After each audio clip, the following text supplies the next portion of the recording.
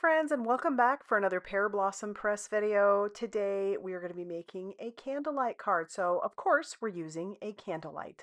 And if you've never seen these before, these are fabulous. You press the button and you're able to literally blow it out. So they always wow your recipient. I have yet to have somebody say that was, yeah, everybody loves them. I'll just say that. So we're also going to bring in our Pearblossom press stamp set. There are dies to go along with it, but this is great because it has blow and press, which is perfect for our candlelight.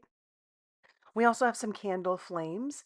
There are different sizes in here, but we're going to use a bigger one. And then this brand new stamp set from Trinity Stamps is called Just Add Sprinkles. So we're going to add this cute little bear.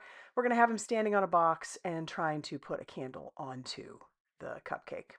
We're going to use the sentiments from the Sweet Stack Layers. And then I also have this, it's called WORN Wallpaper from Tim Holtz Idea-ology. I don't know if it's still around, but I love using stuff like this when I want to make a scene and make it look like it's inside of a house. These fun old wallpaper looks are just fun to me. So that's what we're going to do. But let's go ahead and ink up our stamps. I'm going to ink those up with some Stellar ink. This is the Black Widow Stellar ink from Simon Hurley Create. Perfect for alcohol marker coloring. And then we're going to go ahead and use our alcohol marker. So I'm in the midst of a move. I do use these bags quite a bit, and they are in the Pearblossom Press store. I love them because they are bigger than your typical bag that is there to hold your markers or your pens or pencils or whatever. I like that they're a little bit bigger and they're a little bit longer. So they're perfect for any of your alcohol markers. In this case, I use them for my Olos. I do have them for my Copics as well. And because I'm in the middle of a move, I have them all put away in the bags. In fact, I may actually leave them in the bags because this has just been an easier way for me to do them. So they may just stay there. But yeah, so we're coloring. We're adding some darker shades to this bear. I will say with with this one, and I've been coloring for goodness almost 20 years with alcohol markers. And so I've done this for a very long time, but even after this long, sometimes I get to coloring and I think to myself, "Oh, this doesn't look good." And I don't want to say trust the process because that's so overused sometimes, but I guess trust the process, just keep going, blend it out. It usually ends up working really well. So we've got our little bear. He's colored up pretty nicely. We're going to color up our cupcake. And I decided to make a vanilla cupcake with vanilla frosting. That's my favorite color combination. Or not color combination, but flavor combination when it comes to cakes. And so we're just adding a little bit of different colors to try and give that look of um, vanilla, and we're blending that out and trying to add some shadowing and shading where we think that looks good. And I'm staying away from the edges on that just to give it more of a rounded look. We'll color our candle using some blues because I'm going to bring in one of those WORN wallpaper um, pieces of paper, and we're going to paper piece the bottom of our cupcake liner. I just thought that would be so much fun. And since we're bringing out that pattern paper anyway, we might as well, right?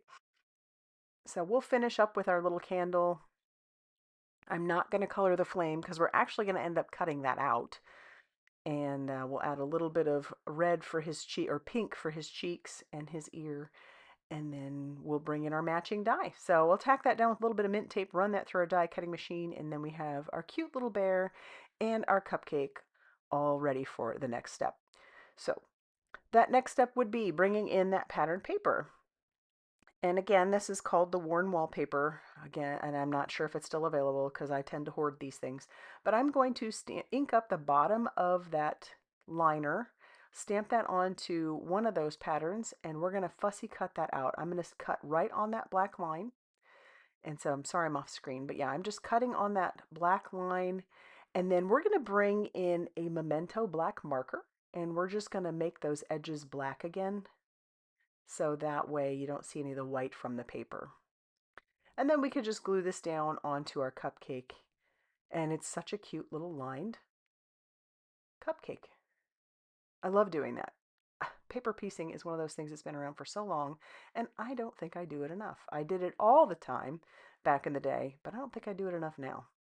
So now we're building our little scene. I have a piece of brown cardstock. I do trim that down to 1 inch by 4¼ inches. And so that's going to be our flooring. Now, I will say the candlelight is a little bit longer piece. the mechanism. And so you do kind of want to be aware. I end up getting lucky, I will say, because where I pieced or placed everything, it ended up working out that it went right to the edge. And you'll see what I'm talking about. But let's move on to this piece that I'm working on here. I'm trying to make a box because I just couldn't think of what I wanted him to be standing on to put that cupcake or the candle on the cupcake. So I thought I'd just come up with my own little box. So I have a piece of craft cardstock. I'm trying to add a little shadowing and shading here. I'm going to end up trimming this thing down a bunch. Um, in the meantime, I'll add a little weeping willow to part of my flooring just to give it some texture. And now I'm adding that Memento black to my box that I've trimmed down. So it's about an inch by 3/4 of an inch. And I think I'm going to trim it down even more. But I bring in a little marker and I try to make it look like it is a box that maybe was shipped. I'll even come in later and I'll write the word fragile on it because I'm really trying to make this look like he's standing on a box. So this is my own little concoction. I don't know if it was successful, but I mean, I like how it turned out. I'm pretty happy. So we'll glue our bear down and then we'll glue our little box under his foot because I didn't want it to look like he's flying through the air. So it just looks like he's standing on a box next to the cupcake trying to put the candle on top. And now I need to poke a hole through our candle. Now, like I said, I end up cutting this out. I start the process by poking a hole through it using my paper piercer, my pickup stick, and I make that hole nice and big. And then I will bring in scissors later to basically just cut the candle out.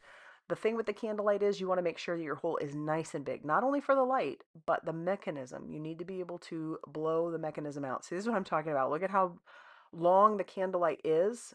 And I got lucky because it basically fits right on there.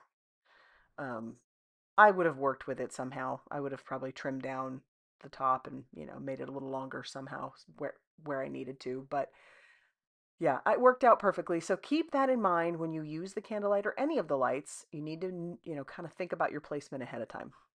And I'm just playing around with this, pressing the button, blowing through, making sure my hole is big enough. But here you can see there's the light, and right below it is a little dot, and that's the part that really, really needs to be accessible through that hole, because when the recipient blows, you don't want them to have to work too hard to blow it out. All right, so now that I've got my hole basically cut out, I'm putting this onto my card base and I'm marking where the candlelight is. Just marking that with a pencil. That's not going to get seen, so I'm not worried about it. But here we are going to mark where our candlelight is. You can see it kind of sticks down a little bit, but it ends up getting covered. And I'm going to mark that with a pencil. And then I am going to bring in my guillotine trimmer. And I'm just going to trim that down. This is going to make that a little bit flimsy, but the point is I'm trying to make a little trap door that if the recipient or myself, before I send this out, it needs to be accessible to get the battery. That way you can do that. So I'm going to go ahead and glue my candlelight down. And yeah, I didn't use a super heavy card base. That's part of my problem, but I'll show you a way to kind of fix that. We're going to use some 3 millimeter deep foam tape. So that is the key here. You want to make sure that you use a foam, not your normal foam tape. If you just have regular foam tape, just double it up. You can do that pretty easily. But here in this case, I'm using some 3 millimeter deep. So it's perfect for shakers, perfect for the candlelight cards or any easy light or halo light. So if you can find some of that, I'll have some linked down below. All right, yeah, and you can see my candlelight is kind of flopping, and that's okay. So here I'm going to flip that over, and I'm actually going to grab some washi tape. And washi tape is perfect. I'm just going to hold it in place with the washi tape. Washi tape is perfect because it is so easy to pull back if you need it. And I mean, that's why I chose it. So it would be something simple that you could easily pull back if needed. All right, now we're going to peel off our release paper because we need to put our panel down onto our base. And I'll peel off all of the inside ones. I'm using that pickup stick to start the paper peeled back. And then the little trick, which I've been doing a lot lately, is I just peel a little bit back on each of the sides and I fold that over. It's probably some false hope that it gives me, but it works. Whatever it's doing, it works. So I just have that folded back just on the edges. Everything on the inside was peeled off already. And then I'm able to place that down almost perfectly. So in the process, then I can peel all of the release paper off, and everything is good to go on there pretty straight. So now I'm going to put the little candle flame over the top. Again, you need to leave a hole available so that the recipient can blow through that. I'm using one of the bigger candle flames. This is just great because it can partially cover the hole and still give the, you know, really cool look of a candle flame on top. As you could see, I was testing it when I put the flame down if I could still blow through there, and it was easy to do, not a problem at all. So we're just making sure that hole is still visible and easily accessible. I'm going to stamp the word blow there, and I'm also going to stamp press. My thing with this is, yes, I am taking a risk by stamping right onto the paper, but if I don't like it or it doesn't work out, you can always stamp it onto another piece of paper, cut it out, and stick it on top. I just don't stress those little things because it's easily fixed. I do want to show you that I do add a little bit of color to the bottom of this white piece of cardstock just right from the ink pad. And the reason I do that is because I'm stamping out the words happy birthday to, or not stamping, die cutting out happy birthday to you. And I want the lower half to be this turquoise and the upper part to be white. I don't show you me piecing this together, but as you can see, happy birthday to you. And it's got that nice ombre look to it. We'll go ahead and glue down our words. Happy birthday to you. And what's neat about the candlelight card is you could actually, if you hand this to your recipient, you could sing happy birthday, the song, to them, and at the end they could blow out their light. How fun is that? These little candlelights are just a wow every time. They just are. So there is the outside. We're going to add this little piece of that cardstock or the paper, the wallpaper to the inside. And that's going to finish off our card for you today. I really love how this turned out. I hope you like it too. If you do, please hit that like button. Definitely consider subscribing if you haven't already done so. And be sure to check out all that Pearblossom Press has going on over on their blog, Facebook page, and Instagram for more crafty inspiration. Thanks for stopping by, and we'll see you soon.